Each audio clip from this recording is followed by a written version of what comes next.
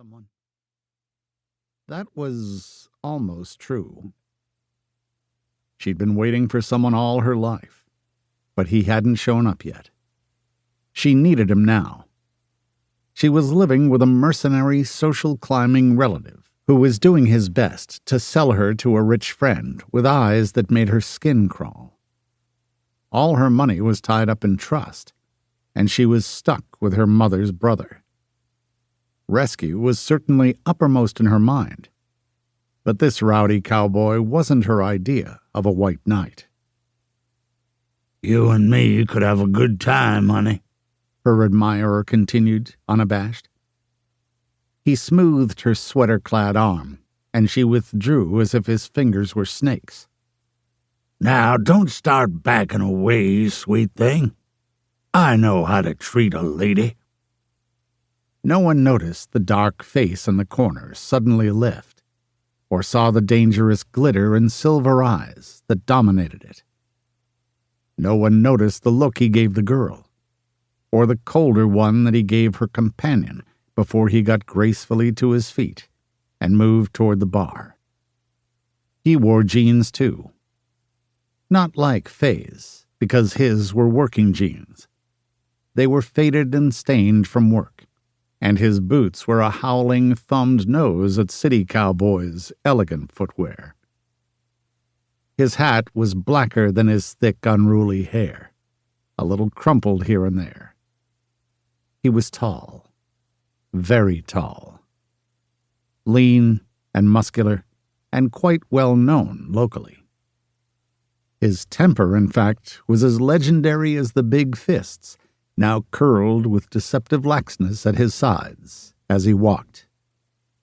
"You'd like me if you just got to know me."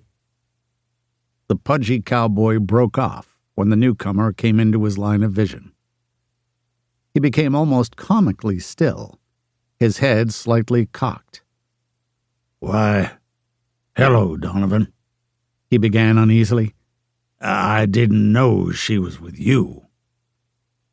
"Now you do," he replied in a deep, gravelly voice that sent chills down Faye's spine.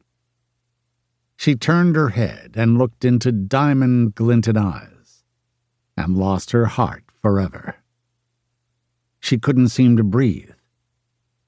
"It's about time you showed up," he told Faye.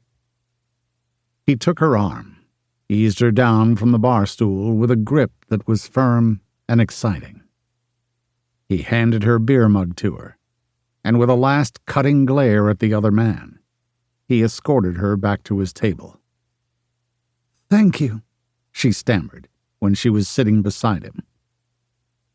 He'd left a cigarette smoking in the dented metal ashtray and a half-touched glass of whiskey. He didn't take off his hat when he sat down. She'd noticed that Western men seemed to have little use for the courtesies she'd taken for granted back home. He picked up his cigarette and took a long draw from it.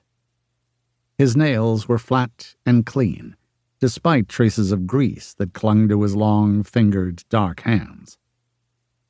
They were beautiful, masculine hands, with no jewelry adorning them. Working hands, she thought idly. "Who are you?" he asked suddenly. "I'm Faye," she told him. She forced a smile. "And you?" "Most people just call me Donovan." She took a sip of beer and grimaced. It tasted terrible.